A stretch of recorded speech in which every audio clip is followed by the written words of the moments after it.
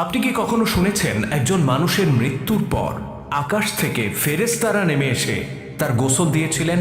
কথাটা শুনলে মনে হয় না যে এটা রূপকথার গল্প? হ্যাঁ, এমনটা মনে হতেও পারে, কিন্তু আমি যদি বলি রাসূলুল্লাহ সাল্লাল্লাহু আলাইহি ওয়াসাল্লাম নিজের চোখে এই ঘটনা দেখেছেন এবং সাহাবীদের কাছে বর্ণনা করেছেন, তাহলে নিশ্চয়ই আপনি একে গল্প বলে উড়িয়ে দেবেন না।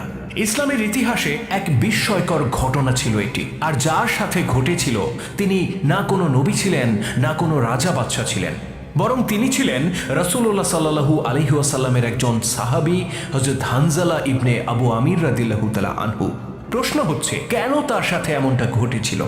কি ছিল তার নেপথ্য কাহিনী? ইতিহাসের সেই বিস্ময়কর ঘটনাই তুলে ধরব আজকের পর্বে। 22 বছর বয়সে ইসলাম গ্রহণ করেছিলেন তিনি। হানজালা যখন ইসলাম গ্রহণ করেন, তার পিতা আবু আমির তার বিরোধিতা শুরু করে, আর এই বিরোধিতা ক্রমেই মারাত্মক রূপ ধারণ করে। অতিষ্ঠ হয়ে একদিন হানজালা রাদিয়াল্লাহু তাআলা আনহু রাসূলুল্লাহ সাল্লাল্লাহু আলাইহি ওয়াসাল্লামের কাছে যান এবং নিজের পিতাকে হত্যা করার অনুমতি চান, কিন্তু আল্লাহর নবী তাকে এই অনুমতি দেন না। পিতার বিরোধিতাকে তখন নিজের নিয়তি হিসেবে মেনে নেন হযরত হানজালা রাদিয়াল্লাহু তাআলা আনহু। হানজালা রাদিয়াল্লাহু তাআলা আনহু ইসলাম গ্রহণের 1 বছর কি 2 বছর পরের ঘটনা। একদিন সকালে কি একটা সংবাদে শান্ত মদিনা হঠাৎ করেই অশান্ত হয়ে ওঠে। সাহাবীরা ছুটে যান রাসূলুল্লাহ সাল্লাল্লাহু আলাইহি ওয়াসাল্লামের কাছে। একটা উদ্বেগ, একটা উৎকণ্ঠা ছড়িয়ে পড়ে মদিনা শহর জুড়ে। জানা যায় কুরাইশরা মদিনায় হামলা করতে আসছে। সংখ্যায় তারা কয়েক হাজার। তাদের রণপ্রস্তুতি আগের চেয়ে অনেক বেশি। মদিনার ঘরে ঘরে এই খবরটা পৌঁছে যায়। উদ্বিগ্ন সাহাবীরা ছুটে যান রাসূলুল্লাহর কাছে, কিন্তু হানজালা তিনি কি করবেন? তার সামনে তখন এমন একটা বাস্তবতা যা আর কারো সামনে ছিল না। যেদিনের কথা বলছি ঠিক তার আগের রাতে বিয়ে হয়েছিল হানজালার। স্ত্রী জামিলা বিনতে আব্দুল্লাহ তখনও বাসর ঘরে। একটা নতুন সংসার, নতুন জীবন, নতুন স্বপ্ন তাদের দুজনের সামনে। হানজালা কি পারবেন নববধূকে ঘরে রেখে যুদ্ধের অনিশ্চিত পথে পা বাড়াতে? হানজালা ও জামিলা তাদের উভয়ের জন্য এটা ছিল একটা অগ্নি পরীক্ষা। কিন্তু যখন ঈমানের ডাক আসে, আল্লাহর পথে যুদ্ধের ডাক আসে, তখন সত্যিকার মোমেন যারা, তারা ঘরে বসে থাকতে পারে না। স্ত্রী, পুত্র, পরিবার পরিজনের মায়া তাদের কাছে তখন তুচ্ছ হয়ে যায়। আমাদের হানজালা ছিলেন সেই সাহাবী যিনি ইসলামের বিরোধিতার কারণে নিজের পিতাকেও হত্যা করতে চেয়েছিলেন। আজকে যখন তার সামনে আল্লাহর দ্বীনকে রক্ষা করার জন্য যুদ্ধের ডাক আসলো, তিনি কি আর বসে থাকতে পারেন? না, তিনি এক মুহূর্তও বসে থাকতে পারলেন না। নিজেকে তিনি যুদ্ধের সাজে সজ্জিত করলেন এবং যাবার জন্য প্রস্তুত হয়ে গেলেন। এদিকে স্ত্রী জামিলা স্বামীকে যুদ্ধের পোশাকে দেখে থমকে গেলেন। তিনি বললেন, এ কি, আপনি আমার সাথে বাসর করেছেন, এখন আপনি গোসল না করেই বেরিয়ে পড়ছেন? হানজালা বললেন, আল্লাহর পথে যুদ্ধের ডাক যখন আসে তখন দেরি করার সুযোগ কোথায়? জামিলা বুঝলেন স্বামী তার এক মুহূর্ত অপেক্ষা করবেন না। তিনি তৎক্ষণাৎ 4 জন সাক্ষীকে ডাকলেন। তাদেরকে বললেন, তোমরা সাক্ষী থেকো, তার সাথে আমার বাসর হয়েছে। যদি তিনি শহীদ হন আর আমার গর্ভে যদি সন্তান আসে, তবে সেই সন্তান তারই হবে। এদিকে হানজালা রাদিয়াল্লাহু তাআলা আনহু পৌঁছে গেলেন যুদ্ধের ময়দানে।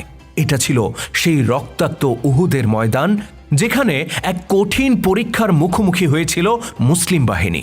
চারিদিক থেকে তাদেরকে ঘিরে ধরেছিল কাফেররা। একের পর এক সাহাবী শহীদ হতে থাকেন। তাজা রক্তে লাল হয়ে যায় উহুদের প্রান্তর। এমন পরিস্থিতিতেও সাহস হারাননি হানজালা রাদিয়াল্লাহু তাআলা আনহু। শত্রুর ব্যূহ ভেদ করে তিনি গভীর থেকে গভীরে প্রবেশ করতে থাকেন। হানজালা ছিলেন 22 কি 24 বছর বয়সী এক টকবগে তরুণ। তারুণ্যের উদ্যম আর ঈমানের প্রেরণা সেদিন একাকার হয়ে গিয়েছিল, আর হানজালা হয়ে উঠেছিলেন অপ্রতিরোধ্য। তিনি এগিয়ে যাচ্ছিলেন আবু সুফিয়ানকে টার্গেট করে। আবু সুফিয়ান সেই ব্যক্তি যার নেতৃত্বে কাফেররা মুসলিমদের বিরুদ্ধে যুদ্ধ করছিল। হানজালা অনুভব করলেন, যদি একে হত্যা করা যায় তাহলে শত্রু বাহিনী ছত্রভঙ্গ হয়ে পড়বে। সেই লক্ষ্যে তিনি এগিয়ে গেলেন। একের পর এক শত্রুর সাথে লড়াই করে আরও ভেতরে প্রবেশ করতে লাগলেন। আবু সুফিয়ান ছিল অশ্বারোহী, অন্যদিকে হানজালা ছিলেন পদাতিক। একজন পদাতিক সৈন্যের পক্ষে অশ্বারোহীর মুখোমুখি হওয়া সহজ কাজ নয়।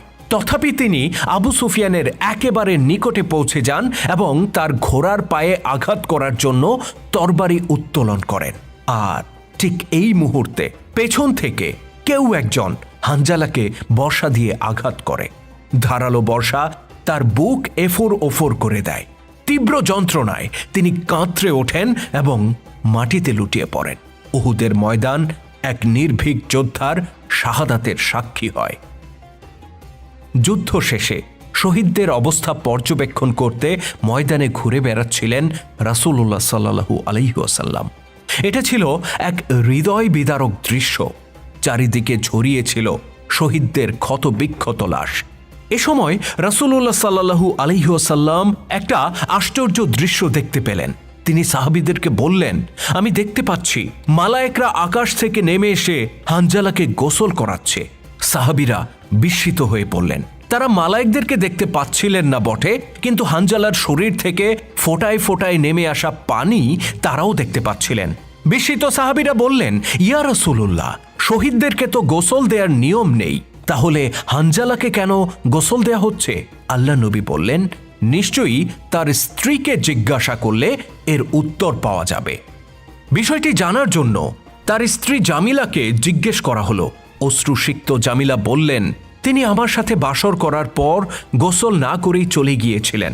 আমি অনুরোধ করেছিলাম গোসল করে যেতে, কিন্তু তিনি এক মুহূর্তও দেরি করতে রাজি ছিলেন না। সাহাবীরা বুঝলেন স্বয়ং আল্লাহ তাআলা হানজালার সম্মান রক্ষা করেছেন। যে গোসল তিনি করে যেতে পারেননি, আল্লাহ তার জন্য আকাশ থেকে মালায়েক পাঠিয়ে সেই দায়িত্ব পূরণ করিয়েছেন। সেই দিন থেকে হানজালা রাদিয়াল্লাহু তাআলা আনহুর পরিচয় হয়ে গেল গাসিলুল মালায়েকা, যার অর্থ ফেরেশতারা যাকে গোসল করিয়েছেন। এই নামেই সাহাবীরা তাকে স্মরণ করতেন। জামিলা রাদিয়াল্লাহু তাআলা আনহা 4 ব্যক্তিকে সাক্ষী রেখে বলেছিলেন, যদি তার গর্ভে সন্তান আসে তবে সে হানজালারই সন্তান হবে। স্বামীর শাহাদাতের কিছুদিন পরেই জামিলা রাদিয়াল্লাহু তাআলা আনহা অনুভব করেন সত্যি তার গর্ভে সন্তান এসেছে। সেই সন্তান যখন ভূমিষ্ঠ হয় তার নাম রাখা হয় আব্দুল্লাহ ইবনে হানজালা। জন্মের আগেই ইয়াতিম হয়ে পৃথিবীতে আসা শিশু আব্দুল্লাহও একদিন তার পিতার মতোই যোদ্ধা হয়ে ওঠেন। ইয়াজিদের বাহিনী যেদিন মদিনায় হামলা করেছিল, সেদিন তিনি মদিনার প্রতিরোধ যুদ্ধে নেতৃত্ব দিয়েছিলেন এবং পিতার মতোই শহীদ হয়েছিলেন। হযরত হানজালা রাদিয়াল্লাহু তাআলা আনহু ছিলেন সেই উম্মার একজন তরুণ সদস্য, যাদের কাছে আল্লাহর দ্বীন প্রতিষ্ঠার সংগ্রামী ছিল জীবনের সবচেয়ে বড় লক্ষ্য উদ্দেশ্য। যখনই ডাক আসত, স্ত্রী পুত্রকে আল্লাহর হাতে সঁপে দিয়ে তারা ময়দানে ছুটে যেতেন।